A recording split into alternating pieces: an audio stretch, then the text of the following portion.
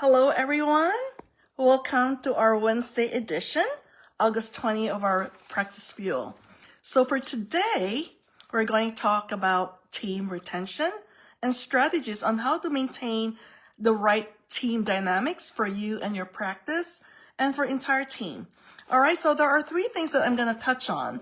Number one is the setup, and the number two stage is about empowerment, and the third setup is creating the future.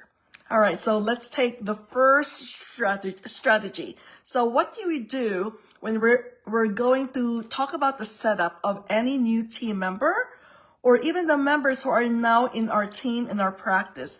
It doesn't have to be for so much time, but they could be there for a day or they could be there for 15 years. So it doesn't matter because the principles stay across the board.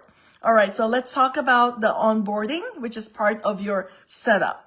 So the onboarding and also the training is a very important and relevant part of creating the team dynamics, loyalty, and the team members' belief in you. So you want to have that ongoingly. The onboarding will have to have certain characteristics in place. Number one is that it's structured properly. What do you mean by structured? It means to say it's clear. The roles, the responsibilities are clear. And if you're a startup like we are, also be very conscious of communicating that in any kind of setup, agility is needed and called forth, and that being able to be flexible in any position in the practice is very important. So that means to say in your setup stage for a new team member, or for a team member that you're going to get to promote and get to elevate their positioning, it's very important for them to always keep communication in place. So what kind of communication are we talking about? A communication that is absolutely very enrolling, meaning to say using words and sentences and create the vision and the mission for your team to see what is really the mission statement of your company. Get them always related to who you are and what your business stands for. That is step number one. Always keep that present. And I get it.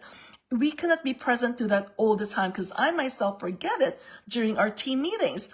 However, it's always very important for you to keep it in mind or have someone in your team remind you of it, okay?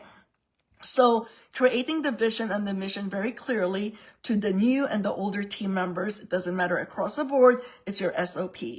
And also making sure that in any new changes or anticipating a change, you want to communicate that with your team and make sure that they are aware of it and not caught by surprise or be shocked.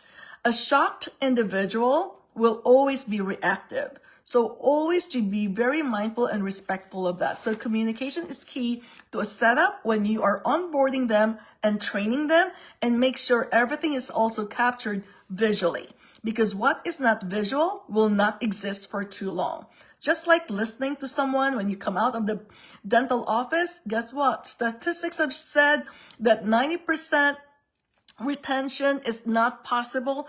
Actually, people really miss out already on 70% on what you told them. Whereas if you have something written and on hand and having it for the team, then retention is faster, it's more secure, and at the same time, it's evidence proof. All right, that it's written, and so there's no arguing about it, there's no wishy-washiness, so it's clear as a bell. Now, let's talk about strategy number two, how to retain them and how to keep them empowered. Number one strategy is to always recognize them and appreciate them. There's a saying that says, people will stay more for praises than raises. So make sure you acknowledge them and always practice humility. There are some core values that you create in your team, and make sure your team is aligned to the values.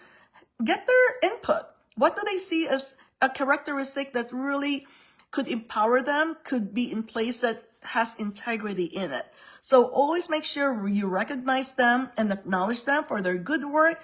And at the same time, also be very wary and conscious about over and exaggeratingly complimenting people. That is actually not going to serve anybody well. Just like a kid, you gotta acknowledge them to the right degree, but overly doing it is actually going to knock off some reality for them and it might also distort the reality of things as well. So have discernment in place, acknowledge where it's to be acknowledged, and also have critical feedbacks and make sure that your team is emotionally and maturely able to process that, okay? And if not, then get some coaching, get some training, get some programs to help your team also expand their own internal state in adapting and in also growing them emotionally, psychologically, and mentally. All right, so that is really key.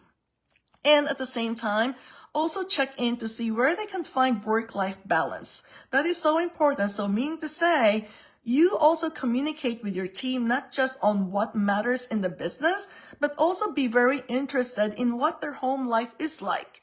You know that saying that says, what you do at home is what you do in business? How you do the small things is how you really do the big things. So there's no disparity, no barriers between life at home and life at work. All right, so make sure that your team is also open and willing to share with you what do they mean by balance? What do they want to see in their life? What do they want to see in business? What do they want to see from their teammates, right? So that entails a very trusting and open communication style. So you as the leader, as the manager, as the practice owner, you want to be the cut above the rest because you are the leader. The speed of the leader, the way of being of the leader is the way of the being and the speed of the pack. Remember that, okay? All right, so the third strategy is about creating the future for your team. You want to have team members that stay loyal to you, believe in you, and really be creating big things with you. Well, create a future for everyone. Just like you create a future for your business, you want to create a future for each one in your team. They have lives too, and they have dreams, and encourage them to dream and be working on their ambitions. Listen, we don't really expect everybody to stay with us for life, but we want everybody to get fulfilled and satisfied while they are with us. All right, make sure that they are fulfilled spiritually, physically, and as well as mentally. Make sure they're getting the growth requirements they need to feel great about themselves, to what they're creating in life, to how they could be better and bigger people at work and in life. Make sure that you pay attention to that. And it does not take long to have that. It does not take a rocket science to really create that for them. What it takes is great leadership. And great leadership comes with great communication styles and a very high emotional intelligence, or what you say is an EQ, emotional quotient. It doesn't necessarily have to be a high IQ, but you would want to be developing yourselves inside your EQ as well as a leader of your team. All right, so another future to create with your team members such that they stay believing in you and trusting you and really knowing that they will fulfill their dreams when they are with you, creating and collaborating together, is really creating a culture that inspires, empowers, and a culture that instills integrity. So what do you mean by integrity?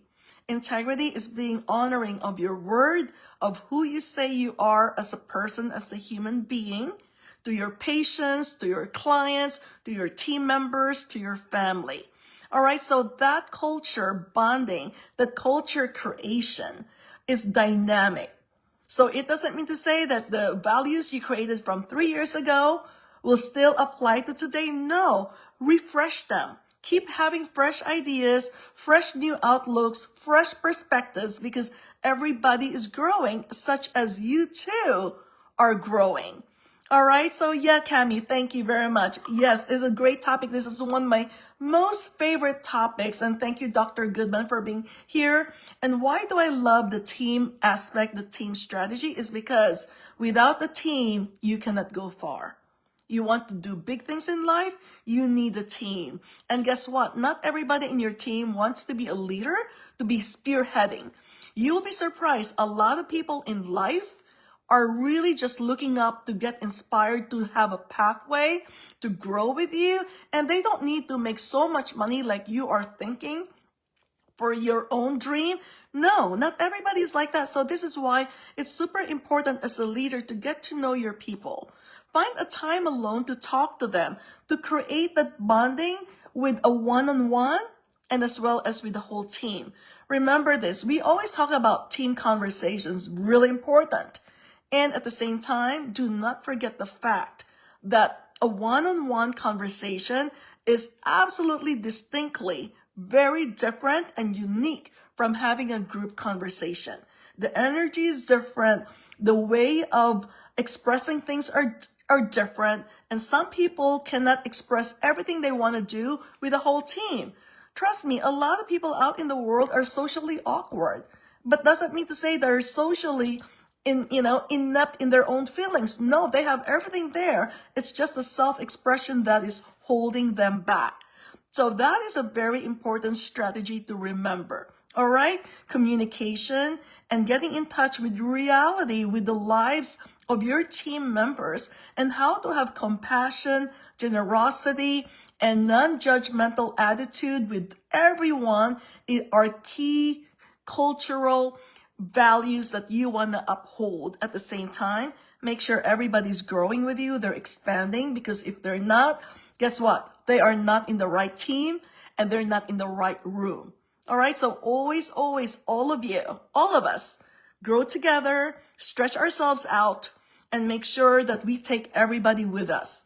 Because why? Together we rise. That is a really great mantra for the team to remember and to create cohesiveness and love and unity and a belief that the world can be a better place together.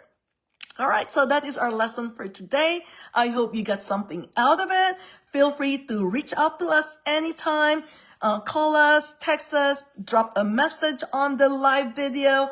When we replay it, anything and everything, feel free to reach out to us. We're here to always be helping you, assisting you as you get bigger and better and wider and in every way expansive in this world. All right, so have a great life, have a great business, and have great relationships. I'll see you again next week on Wednesday with another Practice Fuel powered by Champion Dentist.